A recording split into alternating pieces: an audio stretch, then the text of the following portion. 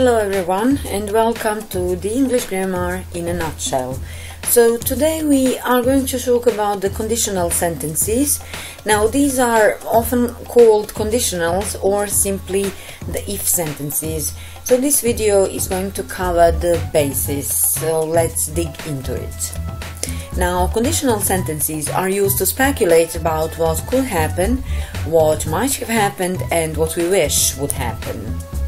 Conditional sentences are statements discussing known factors or some hypothetical situations and their consequences.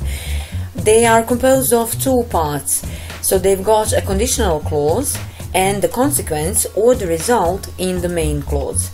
Just a brief reminder, a clause is a group of words with their own subject and verb. Let's take a look at one example. Here is the example of the first conditional sentence. So if it rains, I will take an umbrella. As you can see, the sentence is made up of two clauses, two parts. Now, if it rains is the so-called if clause.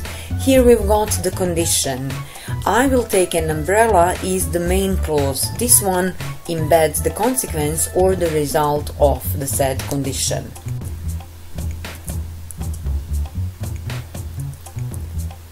Here is an important note on the conditional sentences. So if the conditional sentence starts with the if clause, we always have to use comma in writing to separate it.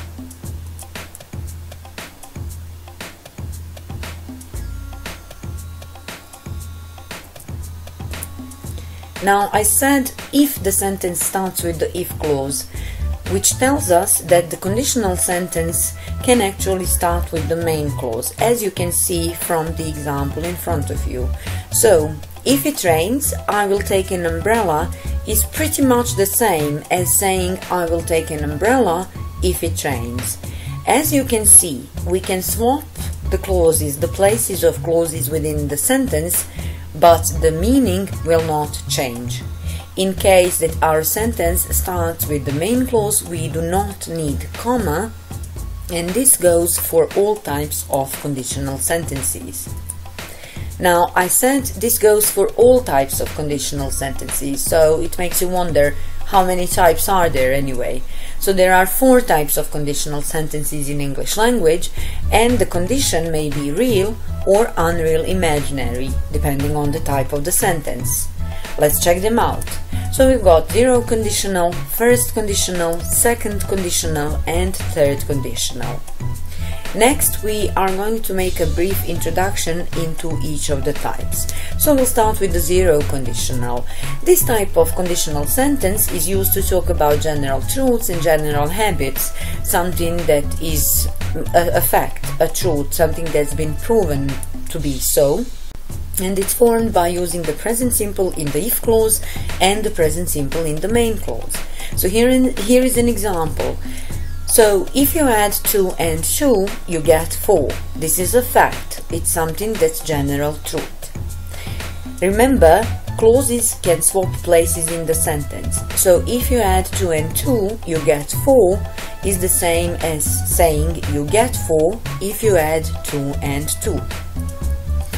The first conditional is used to talk about possible or likely things in the future, something that may happen, that there is almost 100% chance of happening.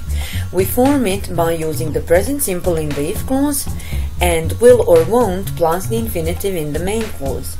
Of course, we can use other models such as can, may, shall, etc., but will or won't is the most common.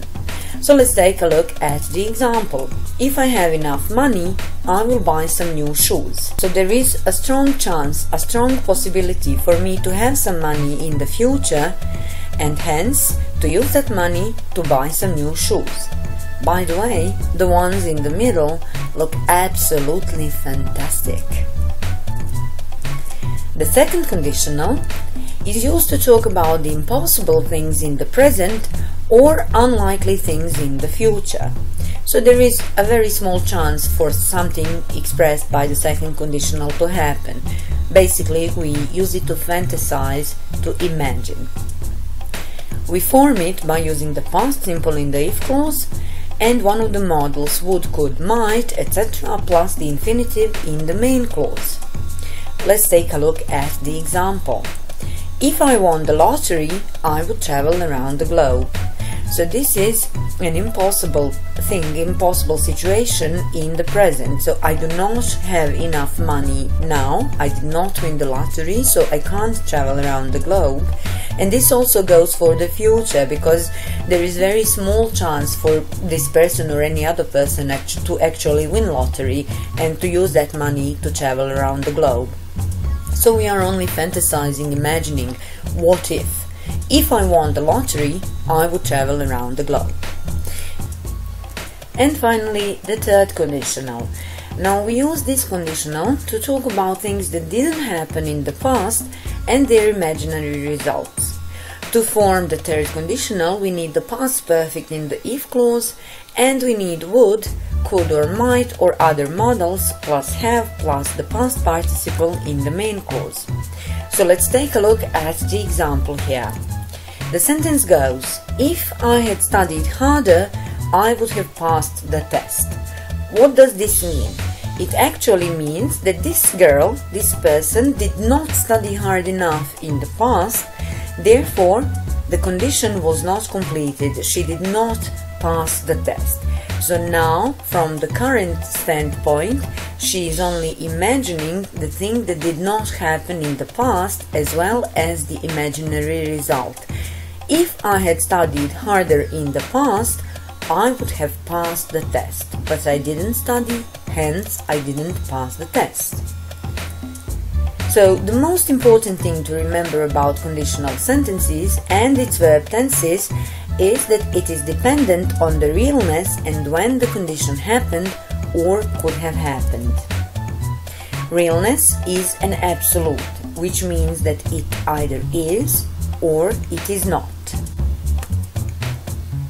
When a conditional sentence is real, it is expressing facts that are always true and never change, or habitual activities that are or were usually true. When it comes to the unreal conditional sentences, they express hypothetical or contrary to the fact events. Thank you guys for watching. Hope you enjoyed the video. If you did, please do not forget to like and subscribe to the channel, and see you next time. Bye bye.